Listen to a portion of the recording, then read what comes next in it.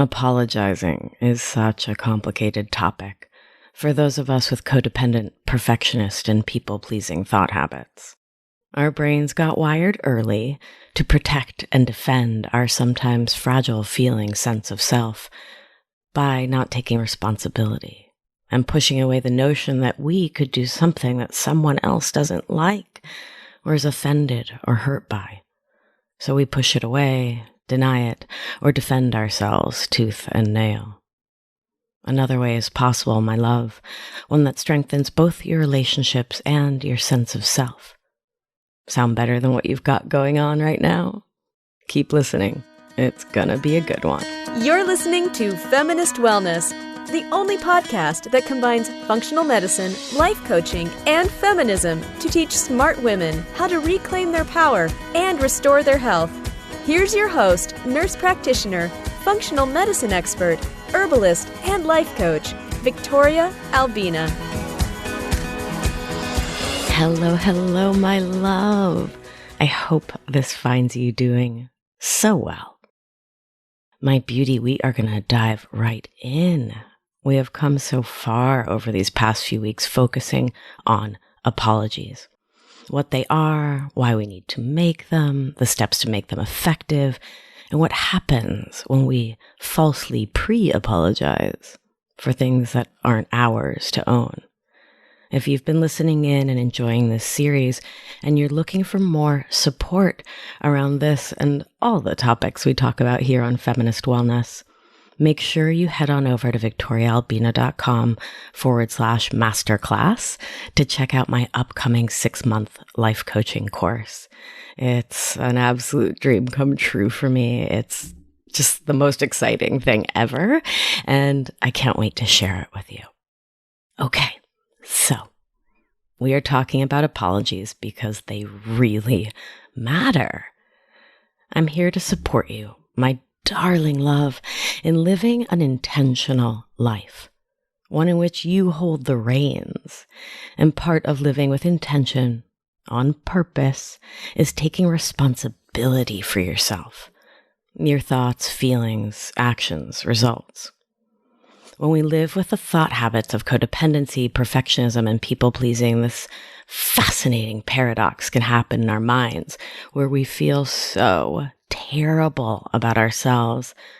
It's really challenging to say, oh, oops, I effed up. And it's super challenging because we tend to think so negatively about ourselves and so have that ingrained habit of beating ourselves up first before anyone else can, that someone saying we messed up feels like an affirmation of all of our worst stories about ourselves. It's like it makes real what we most fear.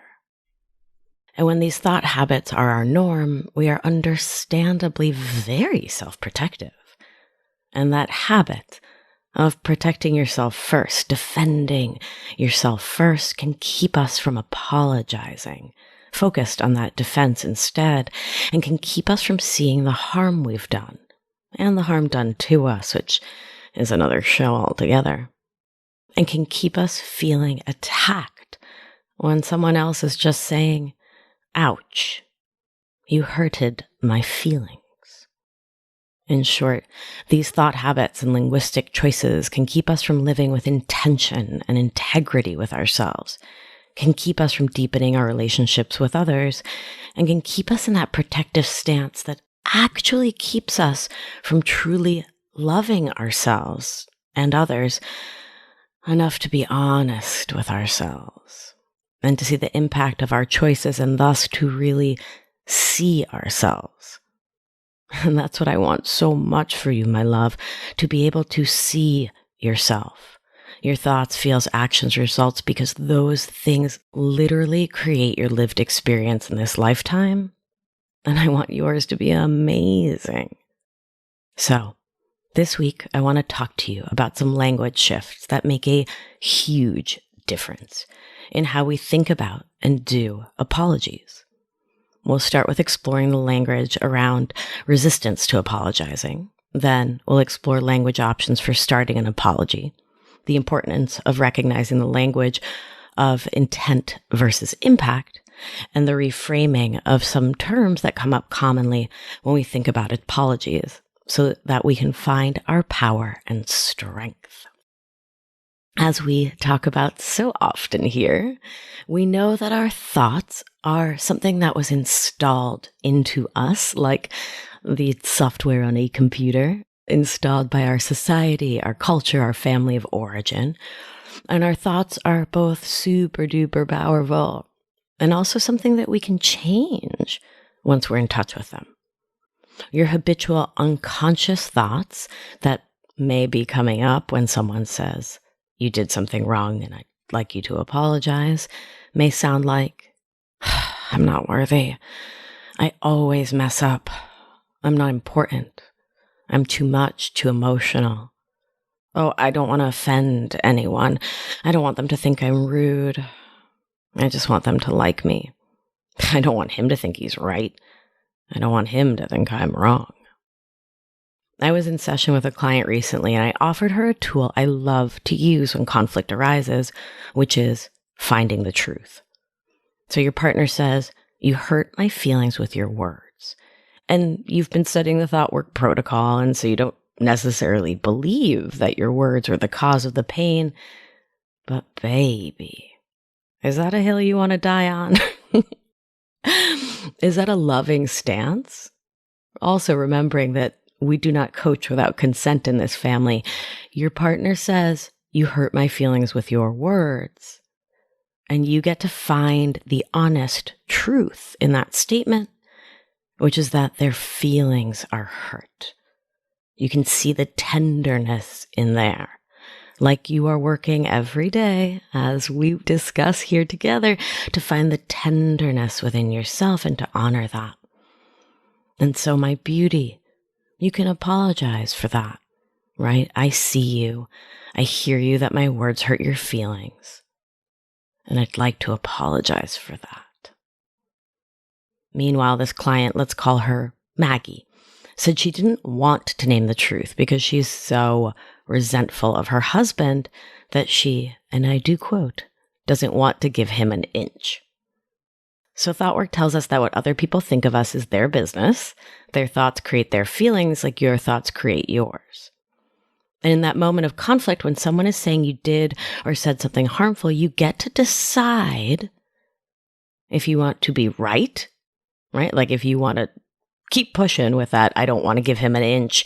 He's totally wrong here." Like if you want to keep pushing and pushing, or if you want to be happy, peaceful, content within yourself, connected.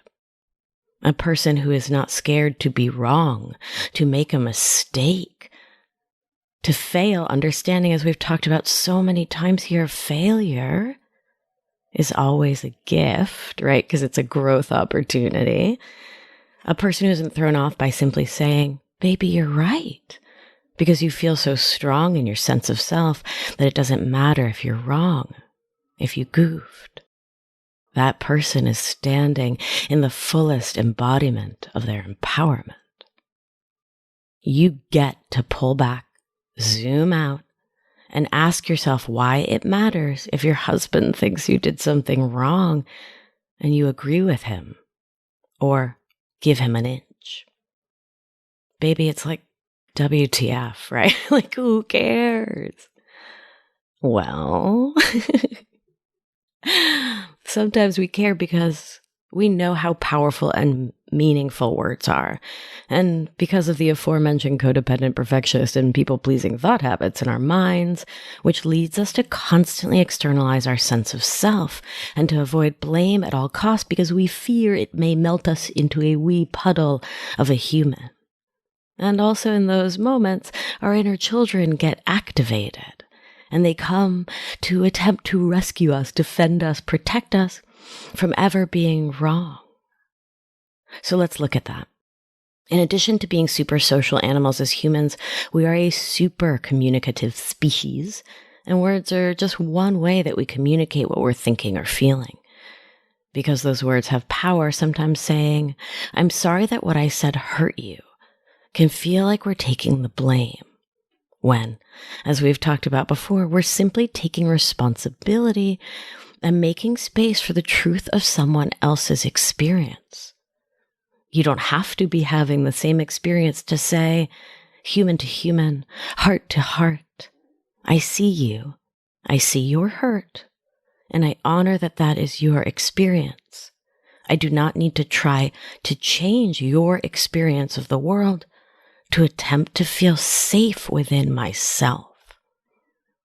Meanwhile, defending yourself feels like the smart move, and as a child, it may well have been, and may have kept you from hearing and feeling and thinking about how terrible you are, which is devastating to a small and developing human, and can be for a grown one too, when you're not practicing living in emotional adulthood, which we talked all about in episode 24.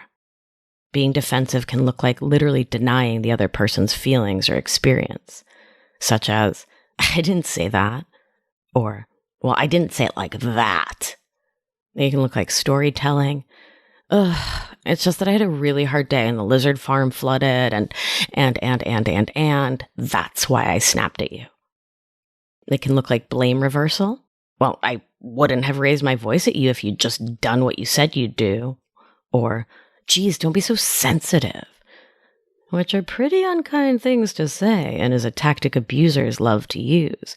It's a form of gaslighting. And finally, one other tactic is to claim ignorance. Oh, I didn't realize that was racist or homophobic or sexist or whatever. Dude, my bad. I just had the best intentions here. I'm just learning about this. I'm sorry. That just doesn't hold water anymore.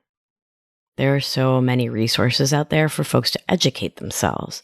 You get to do the work, my beauty, to see where you may be perpetuating systems of oppression, which we've talked about here in many an episode.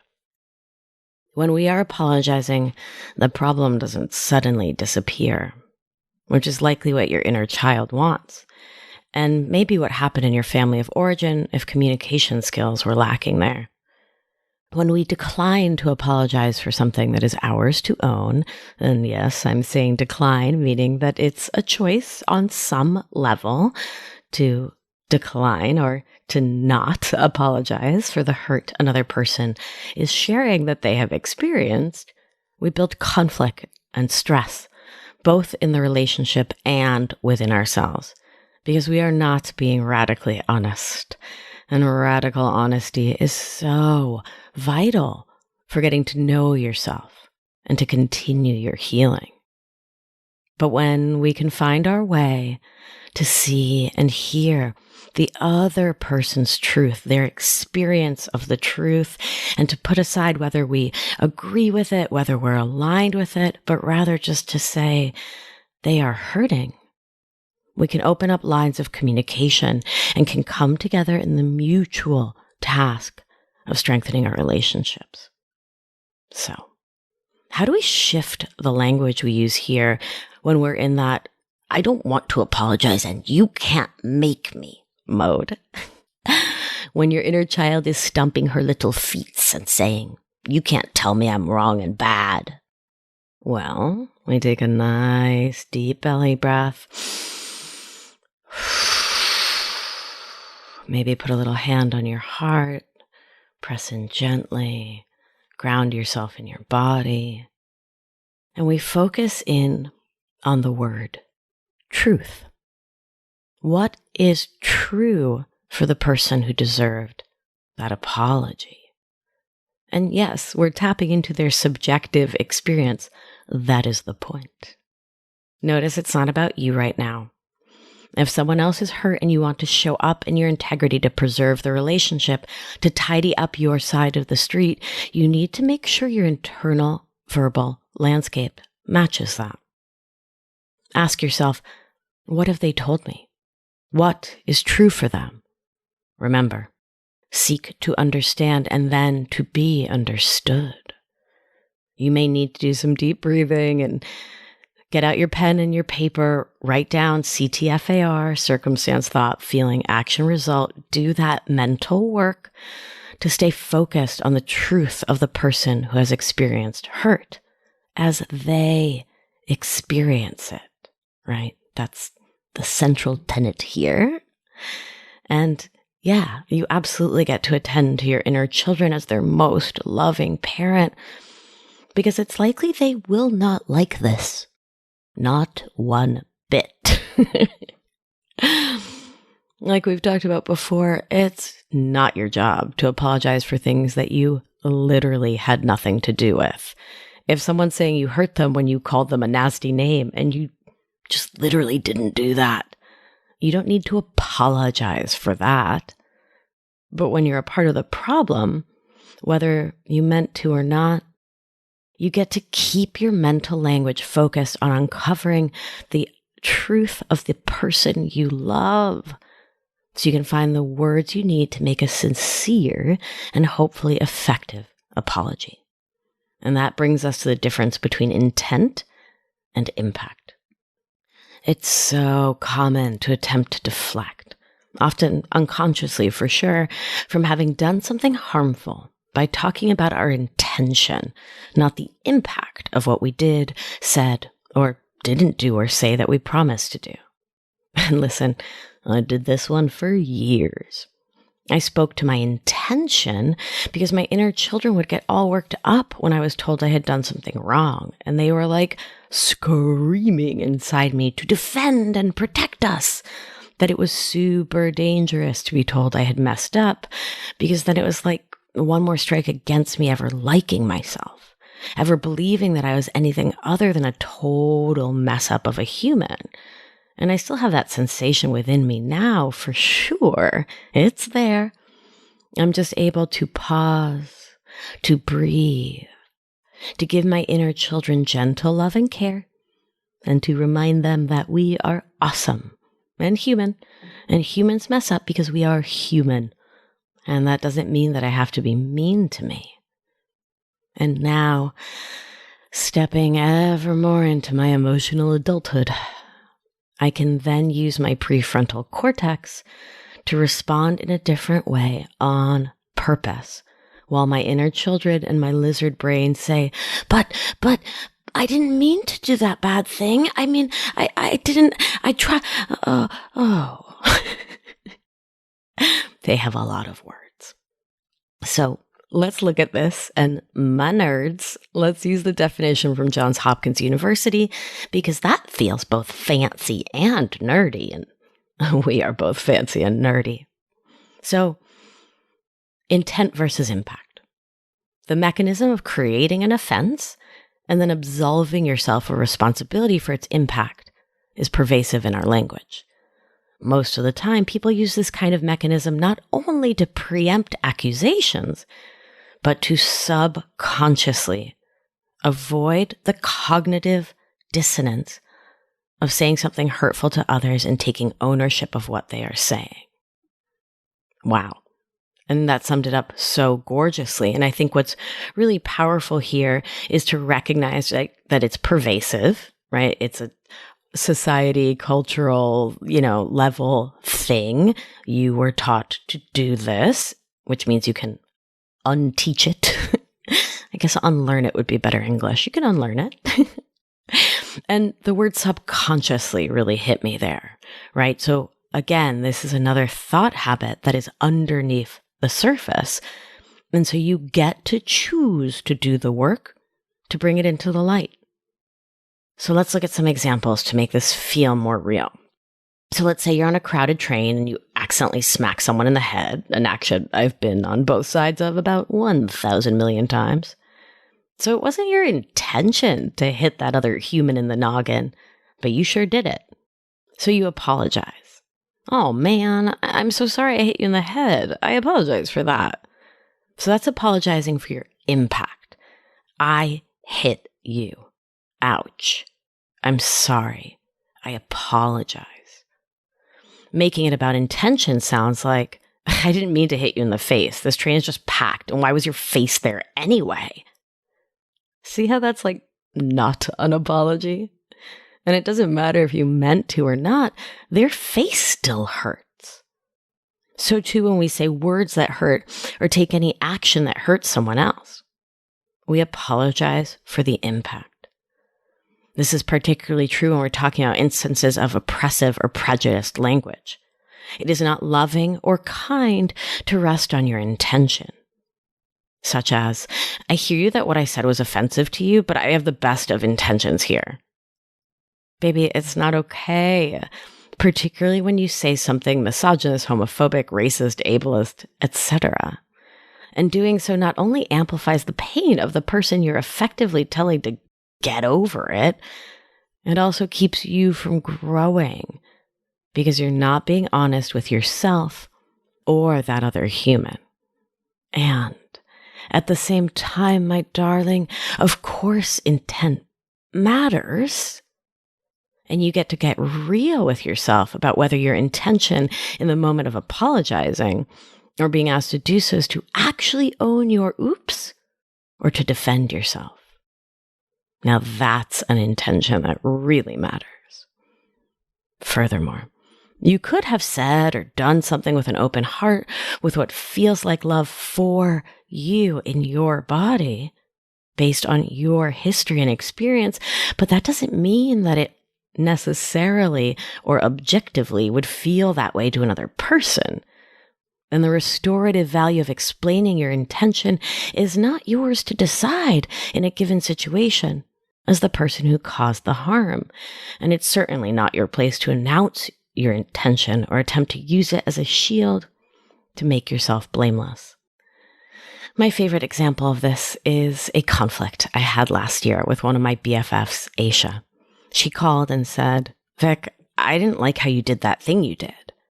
And I apologize for the impact because I've been practicing.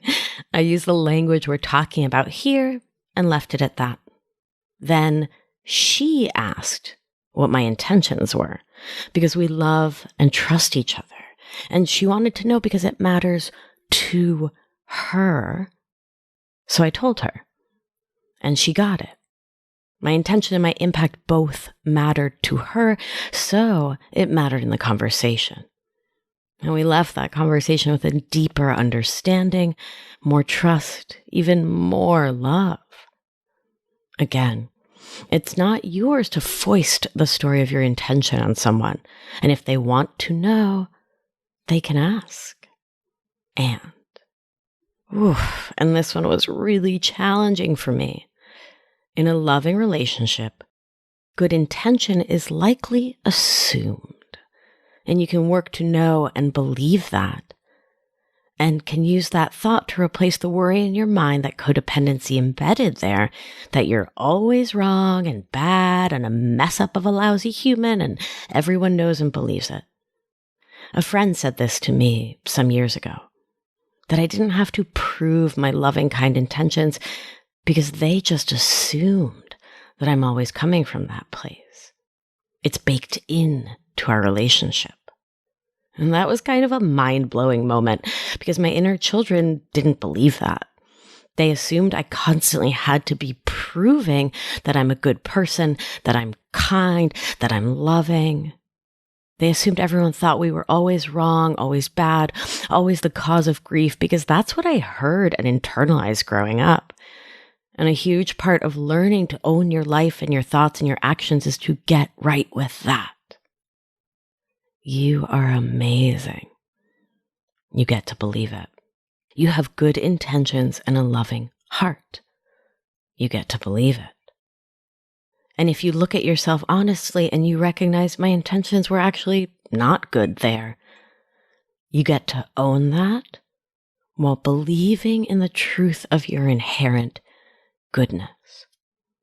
And once you make these shifts and truly learn to embody all of this, apologizing for impact isn't that scary. It's aligned with your integrity in the world, and you no longer need to defend yourself so darn hard. So, you're in a situation. Someone said you hurt me, and you're ready to apologize. I want to revisit the language shift away from, I'm sorry for, or, and please don't do this one, I'm sorry, but, that we discussed way back in the second apologizing episode, to offer up a different opening. Like we've talked about, when we are in a position to apologize for something, we are vulnerable, which is totally okay. Scary, like, let's be real, scary, challenging, but like, at its core, totally okay. So someone else has told us that what we said or did hurt them. And we get to look carefully at our words and actions, think about their repercussions, possibly reestablish boundaries or rules of engagement with the other person, and ultimately fortify our connection. What an amazing opportunity. With this in mind, I would encourage you to consider starting your next apology with, "Thank you." It's quite a shift from what we were taught as kids or see modeled for us as adults. Maybe we say, "Thank you for being honest," or "Thank you for sharing with me," or "Thanks for taking the time to tell me," or "Thank you for pointing out my misstep." Why start with a thank you? Well, of course, science. Nerd alert, my love. When someone is hurt, they will typically shift into their sympathetic nervous system, their fight or flight. Their blood pressure may be up, their heart beating fast, their veins full of hormones. Or they may move into the parasympathetic dorsal ventral state of freeze, immobilization, feeling dejected, unloved, and hurt. And if you're listening to all this and you're like, what are these words? After this episode, go back and listen to episode 61, all about polyvagal theory. So, recognizing that the person you're talking to may not be in a nervous system state where they can hear you well, you get to be conscious of that and loving of that. And when we say thank you, with a smile, with an energy of openness and a desire to connect, those two words can shift our listener towards receptiveness, into the parasympathetic nervous system's ventral vagal state, where they will feel more safe, social, ready to connect. Their body will sense less danger and more safety. They may notably exhale, their shoulders may relax, their face may open. Those are all signs that they are shifting out of fight, flight, or freeze and are so much more likely to hear whatever you need to share. Also note, you may try all of these techniques with that open heart, and it may not work.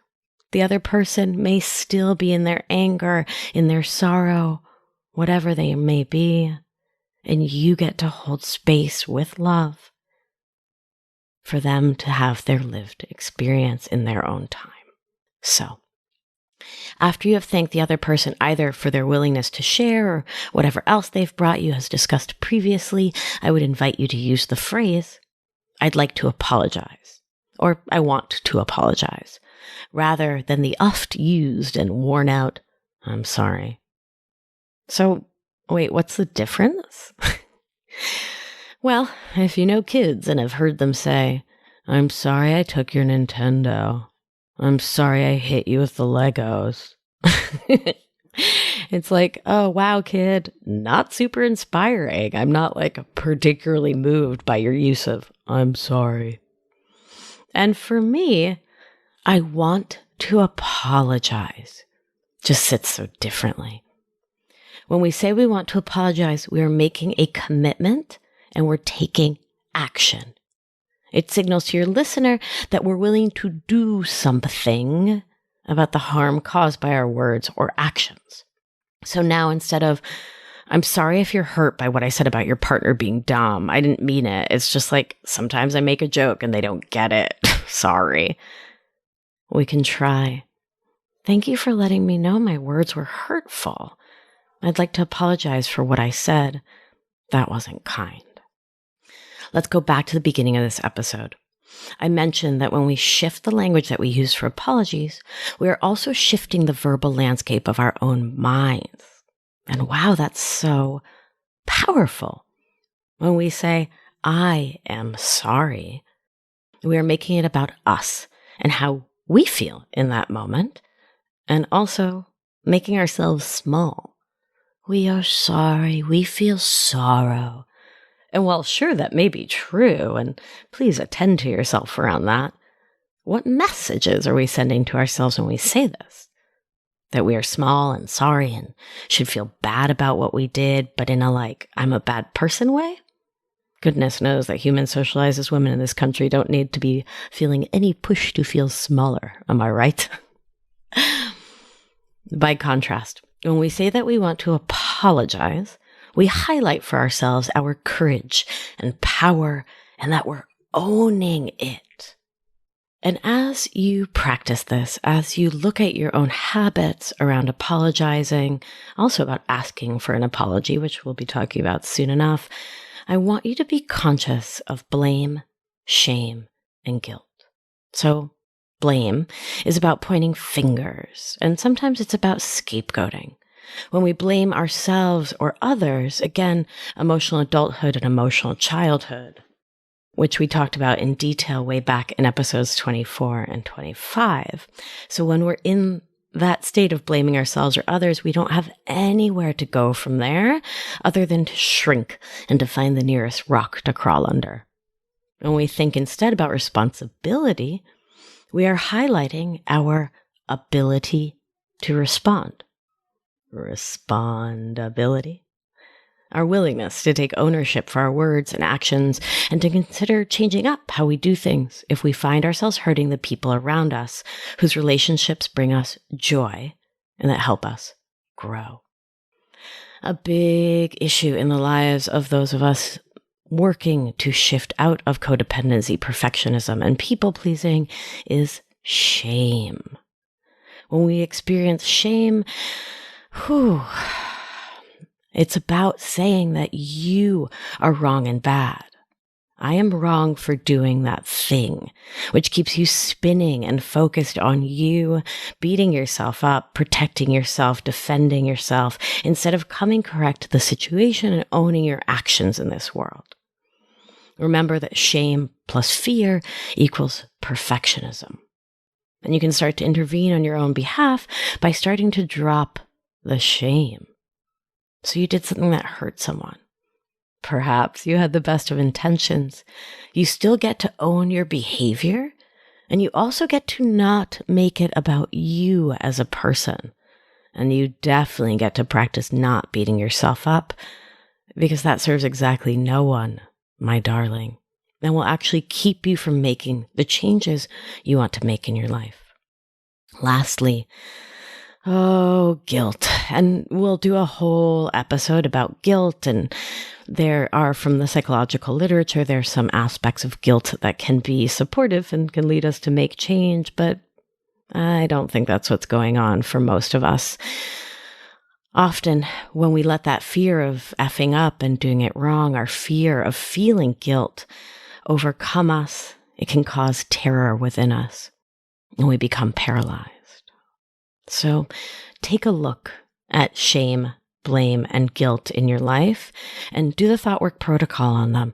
Write out the circumstance in which you're feeling those sensations and take a good look at what you are habitually thinking about yourself, the world, other people, your past, your present, your future that's leading you to feel one of those emotions. And to then work out what the action you take is when you are flooded in your body with shame, blame, or guilt, and the result you are creating for yourself. Please take a moment, do that work, my beauty. It's so important. Speaking of this process of making things right, we are going to talk more about accountability and restorative frameworks next time with the final installment of this mini-series. We'll talk about closure and restoration, about how to accept an apology, and what to do if you apologize and the other person just isn't having it, or if the closure you're looking for, your request for someone else to apologize, just never comes from the person who did you wrong. My beauty. Let's take a nice big deep breath in and out.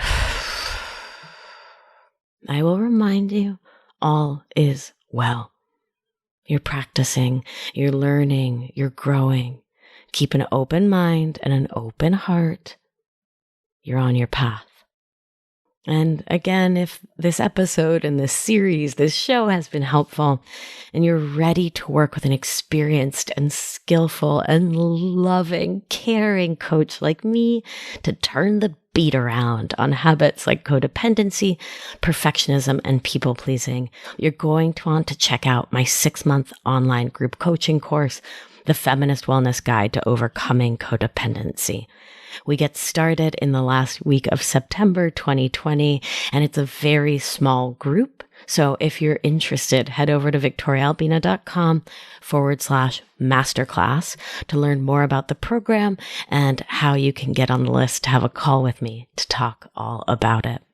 I'm also going to be doing a webinar. It's for free, 100% for free, all about codependency. And yeah, if you've been wondering if codependency is actually a part of your life, join us. You literally have nothing to lose but like an hour on a Tuesday night. So that's at 7 p.m. Eastern Standard Time on Tuesday, July 28th. You can head on over to victoriaalbina.com/codependency webinar to sign up for that. I'll put a link in the show notes. All right, my beauty. Keep breathing. All is well. I've been getting a lot of DMs from people who are enjoying this mini series in particular, but are quick to blame and shame themselves for times they haven't done this apologizing thing the way they now wish they had. And baby, that's okay. You just get to keep looking backwards, seeing what didn't work, apologizing to yourself and others, and just practicing doing it the way you want to next time. Notice I'm not saying better, right? Practice doing it the way that serves you and the people you love, and stepping into your power and your honesty and your radical self-love more and more every single day. So my beauty, remember, you are safe, you are held, you are loved. And when one of us heals, we help heal the world. Be well, my darling. I will talk to you soon. Thank you for listening to this week's episode of Feminist Wellness. If you like what you've heard, head to victoriaalbina.com to learn more.